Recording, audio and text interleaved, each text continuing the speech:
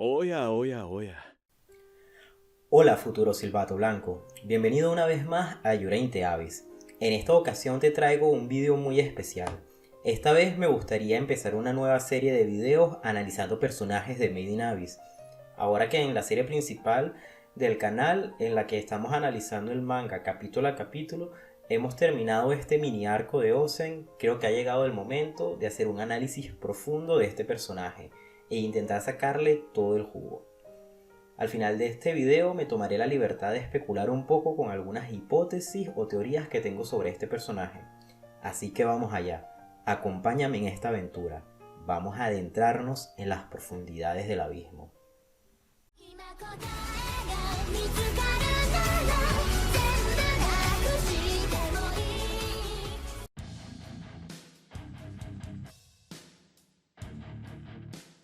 Para poder intentar entender el personaje de Ozen, tenemos que recordar por un momento cuál es el mensaje principal de Made in Abyss, aquello que empapa toda la obra de principio a fin. Desde mi punto de vista, este mensaje con el que carga el manga y que intenta transmitir al lector se puede resumir en una simple pregunta: ¿cuál es la naturaleza del ser humano? ¿Qué es lo que nos hace humanos y nos diferencia de otros animales y otros seres vivos? Pues la maldición del abismo parece solo afectar a los seres humanos, ignorando a todas las otras bestias y criaturas que habitan en las profundidades del inframundo. A medida que vamos descendiendo por el abismo, el autor nos va presentando todo tipo de situaciones que nos hacen cuestionarnos constantemente dónde está el límite entre un ser humano y algo que no es humano. ¿Qué es el bien y qué es el mal? ¿Dónde queda la moralidad? ¿Dónde está el límite entre la cordura y la locura? ¿Dónde está el límite entre la vida y la muerte? Ozen es la primera Silvato Blanco que conocemos, de primera mano en esta historia, y es un personaje que está cargado con todo este mensaje, pues cuando se nos presenta se nos muestra una persona muy tétrica, espeluznante, incluso cruel, una mujer que impone respeto y que da mucho miedo. Esta se expresa de forma muy peculiar, habla con mucha sabiduría e infunde una apariencia de erudición, siendo a la vez muy directa y transmitiendo una sensación de inseguridad y desamparo en sus interlocutores. Para analizar este personaje voy a hablar de tres puntos principales. Primero hablaré sobre la leyenda de Ozen, haciendo hincapié en la idea que teníamos de ella y de los silbatos blancos antes de conocerla. Como segundo punto hablaré de Ozen, la persona de carne y hueso, centrándome en su breve encuentro con Rek y con Rico en el Seeker Camp de la segunda capa. Y por último hablaré de Ozen como un ser humano, centrándome en su relación con Raisa y los pequeños flashbacks que se nos muestran con los recuerdos de Ozen. Para finalizar, me gustaría especular sobre ciertos temas relacionados con el personaje de Ozen, cosas que no me quedaron del todo claras, posibles pistas sobre hechos que puedan llegar a suceder en el futuro y otros asuntos relacionados con el abismo que casi no se han tratado hasta ahora en el manga, pero que considero que son de una trascendencia gigantesca para esta obra.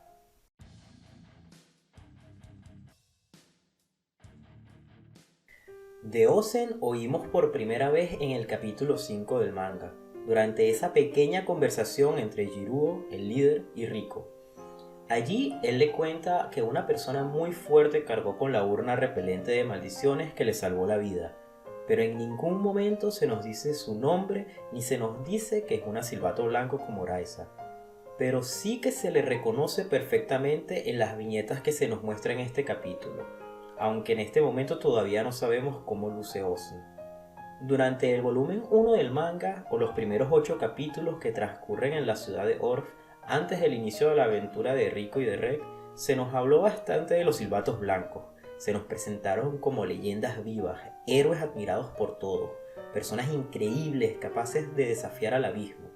Incluso en el capítulo 5 los describen usando una expresión muy particular. Dicen que son aquellos que han trascendido su humanidad con tal de enfrentarse al abismo.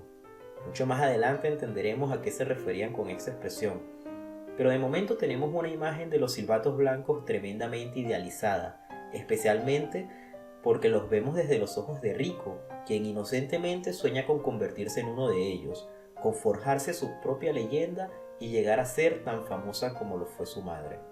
No es hasta el capítulo 10 cuando Rico y Rek están intentando alcanzar la segunda capa y evitar el escuadrón de búsqueda que les persigue cuando se encuentran con Jabo, quien va a intentar echarles una mano y de paso nos menciona el nombre de Ozen por primera vez.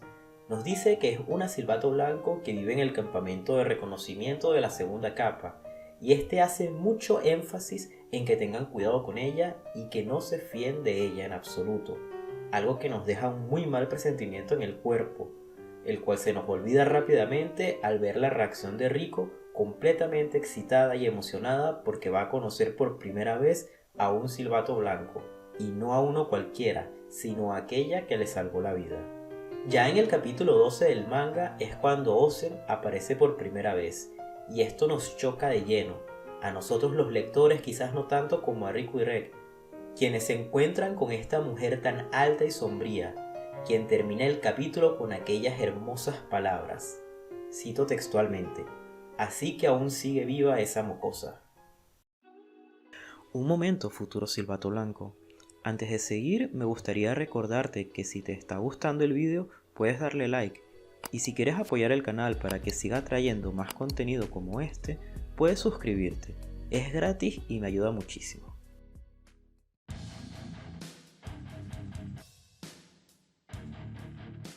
De golpe y sin esperárselo, todas esas leyendas épicas y esa ilusión idealizada de los silbatos blancos desaparecen en el capítulo 13, cuando Rico se encuentra por primera vez con Ozen. Vemos entonces ese contraste colosal entre la idea que tiene la gente en la superficie de los silbatos blancos y cómo son ellos en realidad. La Ozen de carne y hueso es una persona que vive al borde de esa delgada línea que separa la cordura de la locura. Es una persona que decidió dedicar su vida, sacrificar su salud mental y quizás incluso su humanidad para desafiar al abismo. En estos capítulos del volumen 2 se nos presenta a la Ozen real, quien en un principio se nos muestra como una persona peligrosa y tétrica, pero que al mismo tiempo emana una sensación de poder y de tener un profundo conocimiento sobre los secretos del abismo. En el primer vídeo de este canal dije que Made in Abyss es un manga que engaña al lector. Te presento una historia que transcurre en un mundo fantástico muy vivo, con personajes muy infantiles e inocentes, pero que a medida que vamos avanzando y adentrándonos más y más profundo en el abismo, nos vamos encontrando con ciertos puntos de inflexión en los que la historia se torna un poco más oscura y cruel, y se nos enseñan cosas muy traumatizantes, recordándonos de alguna manera que este mundo es un mundo cruel y despiadado, donde los mejores adaptados son los que sobreviven. La aparición del personaje de Ozen es uno de estos puntos de inflexión en la obra, en la que ésta se vuelve un poco más profunda y más sombría. Esto es así por dos motivos. El primero es el que ya he mencionado. Con la introducción de Ozen se nos deconstruye toda la idea que se nos había presentado sobre los silbatos blancos. Estos dejan de ser héroes, dejan de ser ejemplos a seguir. Por otro lado, tenemos las revelaciones que nos hace este personaje y su interacción con los protagonistas, pues se nos revela que Rico nació muerta y que existe una reliquia que es capaz de revivir a lo que se coloque dentro de ella, y se nos ejemplifica con eso de que Ozen metió parte de la carne de la cena en la urna y esta carne empezó a moverse y al cabo de un rato de repente se detuvo. Se nos muestra esa viñeta tremendamente desoladora donde Ozen le pregunta a Rico si al fin y al cabo no es ella lo mismo que ese pedazo de carne, y también le pregunta que cuánto más va a durar antes de que deje de moverse. Se nos muestra esa brutal paliza que le da a Rico y a Rek, dejando al espectador completamente confuso, sin saber si Ozen es un aliado o un enemigo. Finalmente descubriremos que Ozen es una aliada que solamente estaba poniendo a prueba a la hija de Raisa. Todo esto en conjunto es la primera vez que en el manga, de forma tan abrupta y en tan pocas páginas, vemos cómo se nos desmontan todos los sueños, ilusiones y metas de los protagonistas, siendo este el primer punto de inflexión que torna la obra más oscura y profunda. Todo esto lo logra Tsukushi con solamente añadir a un solo personaje a la trama, demostrándonos su maestría como mangaka y como escritor.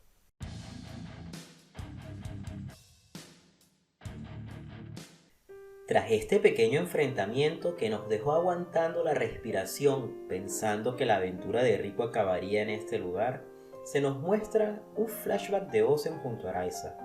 Aquí vemos por primera vez la parte más humana de Ozen, quien ya era un silbato blanco y quien parecía tener la misma personalidad en aquel entonces cuando Raiza tenía aproximadamente la misma edad que Rico tiene ahora. En este flashback vemos cómo se conocieron y cómo Ozen, sorprendida por la personalidad de Raiza, decide tomarla como su aprendiz, y vemos cómo poco a poco esa pequeña niña fue capaz de superar a su mentora. Ozen siempre mantuvo esa personalidad fría y temible, pero vemos cómo Raiza le califica como la mejor maestra de todas.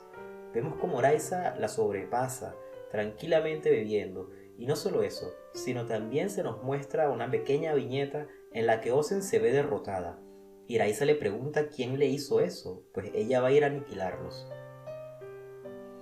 Algo que resulta bastante sorprendente porque durante este pequeño cambio de locación en el que se nos muestra a Habu y a los niños del orfanato que se quedaron en la superficie hablando sobre los silbatos blancos, se nos presenta a Ozen como la inamovible, aquella con una fuerza sobrehumana y de quien se llevan contando estos rumores sobre su vigor por más de 50 años, dándonos una pista muy importante sobre la manera en la que transcurre el tiempo dentro del abismo.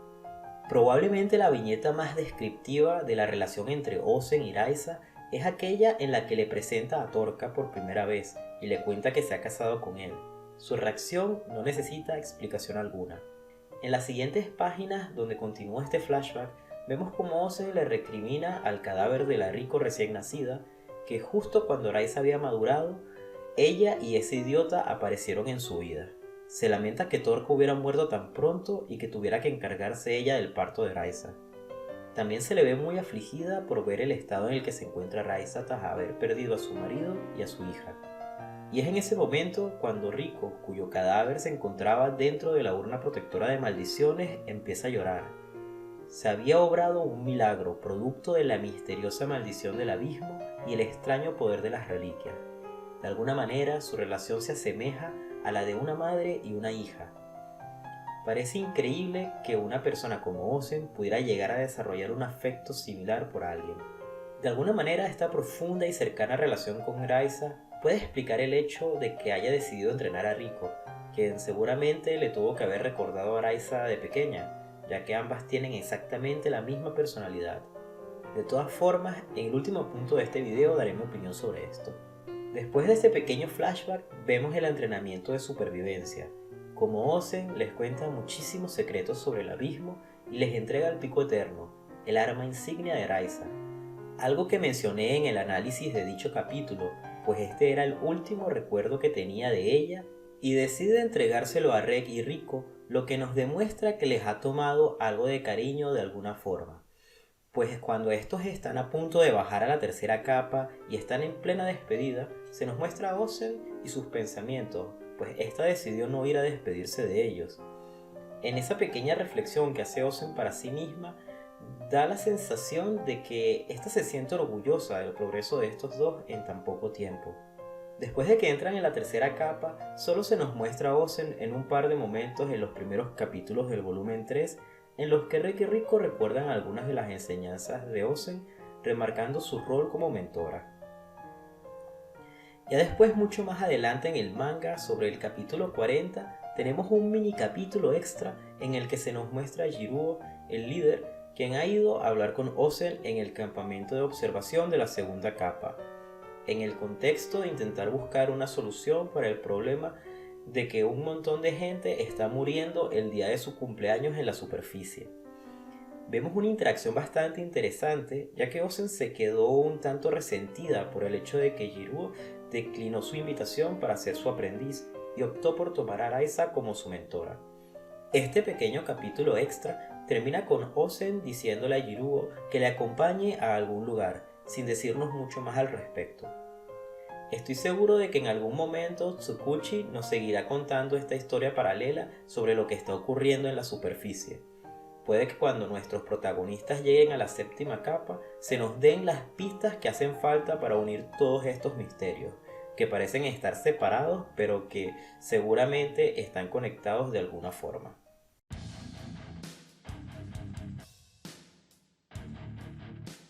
Después de haber analizado todas las apariciones de Ozen en el manga, en estos 3 puntos en los que hablé de ella, como la Silbato Blanco legendaria, como la persona de carne y hueso, y un poco de su parte más humana, haciendo énfasis en su relación con Graisa, ahora me gustaría hablar del papel de este personaje para la obra.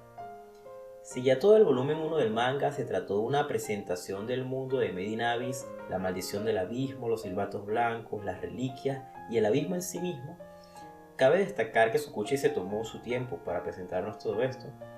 Y también es importante destacar la forma en que nos presentó su mundo, pues tanto su dibujo como la personalidad de sus personajes principales transmitían una sensación de inocencia, de infancia, de fantasía, pero al mismo tiempo la obra está cargada de detalles y pistas que en todo momento hacen al lector pensar que hay algo que se nos está ocultando, que esto no va a ser así de bonito todo el tiempo. Y es en este segundo volumen, con la presentación del personaje de Ozen, que se nos confirma este presentimiento, de que Made in Abyss es una historia llena de oscuridad y que es a partir de ahora que las cosas se van a empezar a poner difíciles. La introducción del personaje de Ozen es un muy buen ejemplo de cómo darle otro nivel de profundidad a tu obra y darle un empujón a la trama en la dirección que el autor quiere que tome, mientras que él al mismo tiempo vuelve la historia muchísimo más interesante. De alguna forma, Ozen sirve para revelarnos un montón de información relevante sobre el abismo, para presentarnos al personaje de Raisa, pues encontrarla es el motivo que había estado moviendo la historia hasta ahora. De alguna forma sirve también para justificar un poco que Rek sin memoria y Riko, una niña pequeña sin experiencia, puedan sobrevivir en el abismo y seguir adelante con su aventura.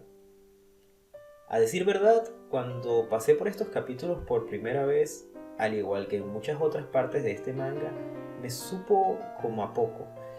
Me pareció muy apresurado y cuando se nos habló de que Ozen les iba a entrenar, de verdad que me esperaba algo más. Pero después de haberlo releído por segunda vez, me acordé de que esto no es un shonen de peleas, esto es un seinen, con un mensaje muy trascendental que empapa toda la obra, y como ya he mencionado varias veces, en el abismo no sobrevive necesariamente el más fuerte, sino el que controla más información y el que la utiliza de forma más eficaz. Por eso, más importante que ese entrenamiento de supervivencia, la información que compartió Ozen con ellos resulta muchísimo más beneficiosa para continuar su travesía hacia lo más profundo del inframundo. Ahora, para terminar con el video, voy a mencionar ciertos diálogos e informaciones relacionadas con el personaje de Ozen que me parecen muy importantes y que pueden ser de alguna manera carne para teorías e hipótesis de lo que sucederá en el futuro de Made in Abyss.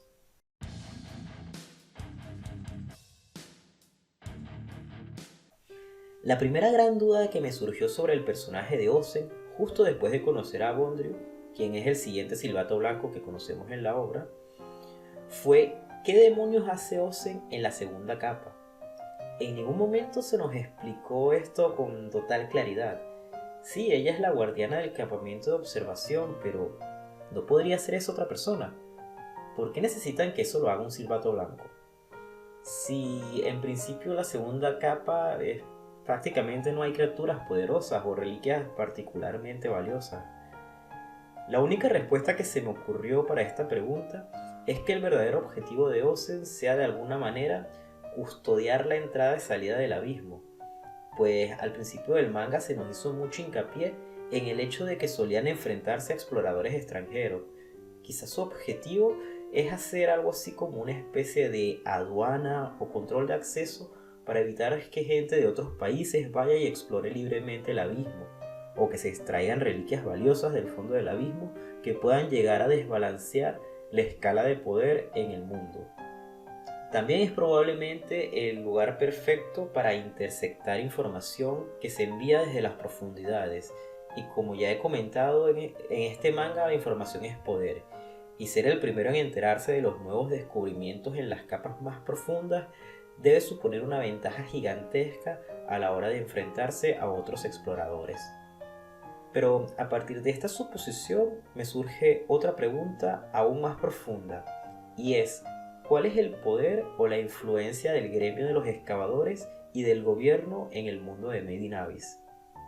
Este es un tema que se ha mencionado varias veces, pero del cual no sabemos casi nada. Sabemos que existe este gremio, pero no sabemos exactamente qué hacen o si tienen alguna jerarquía más allá del sistema de los silbatos. Pero teniendo en cuenta que los silbatos blancos, quienes ostentan el rango más alto dentro del gremio, están todos desperdigados por el abismo y que casi no se sabe nada de ellos y que estos no parecen estar muy por la labor de encargarse de la burocracia que debe de existir dentro de una organización como esta, entonces, ¿quién controla todo esto? Cuando se nos cuenta de esta expedición de Raiza y Ozen por la campana inaudible, se nos dice que cuando Raiza quedó embarazada y estaba en un estado muy delicado, se les ordenó, y recalco la palabra ordenó, ir en esa expedición a la cuarta capa. Jiruo nos dice que era una misión por orden del país y que los silbatos blancos tenían que obedecer. ¿Qué clase de poder posee el gobierno o el país al que se refiere como para que los monstruos que han trascendido su humanidad y que conocemos como silbatos blancos no les quede más remedio que obedecer sus órdenes? A esta otra pregunta solo se me ocurre pensar que en algún momento cuando se fundó la ciudad de Orf, el propio país, interesado por el poder militar que suponía tener las reliquias, se encargó de financiar a los primeros exploradores que se adentraron en el abismo y que fueron recolectando muchas de estas reliquias poderosas, obteniendo así un poder tan grande que ni siquiera los silbatos blancos actuales podrían negarse a cumplir sus órdenes. Me encantaría que en algún momento se nos contara más sobre este tema y ver un poco cómo es el mundo de Made in Abyss más allá del abismo y de la ciudad de Orf. La siguiente pregunta viene más relacionada con la primera, y es si Ozen de verdad cree que Raiza está viva en el fondo del abismo y conociendo la profunda conexión que hay entre ellas, ¿por qué no fue ella misma a buscarla? ¿Por qué dejar ir a esa niña pequeña a continuar con su aventura suicida? Si el trabajo de Ozen es custodiar el abismo, ¿no debería de haber tenido que mandar a Rico de regreso a la superficie de forma inmediata? Todas estas cosas me hacen pensar que Ozen no les reveló ni de lejos todo lo que sabe sobre Lysa, y mucho menos sobre el abismo. Teniendo en cuenta que no le explicó a Rico ni siquiera de qué están hechos los silbatos blancos, no me sorprendería que haya un motivo oculto que va más allá de nuestra imaginación por el cual Ozen tenía que mandar a Rico al fondo del abismo. Pues parecía que más bien le estaba animando para que siguiera, incluso se tomó la molestia de entrenarla lo mejor que pudo para que no se fuera a morir nada más salir del campamento de observación. También en varias ocasiones menciona los recuerdos de Reg, como si le conociera, o lo hubiera visto antes, o si supiera algo más sobre él o sobre su origen. Yo hace unos meses hice un video de teorías hablando sobre el verdadero objetivo de Reg y sobre el destino que le deparó a Raiza, pero no me di cuenta de una serie de datos muy interesantes que podrían estar sugiriendo algo mucho más profundo y mucho más complejo de lo que yo planteé en aquel video. Y ahora analizando el personaje de Ozen y leyendo con más detenimiento y de traducciones diferentes algunos de sus diálogos, estoy más convencido de esto, pero eso lo comentaré en otro futuro vídeo de teorías. Con esto llegamos al final de este video, espero que te haya gustado. Si es así, no te olvides de darle like, y si todavía no lo has hecho, suscríbete al canal. Eso me da ánimos para seguir trayendo más contenido como este. Nos vemos en el próximo video, futuro silbato blanco. Hasta entonces, espero que tu viaje esté lleno de maldiciones y de bendiciones.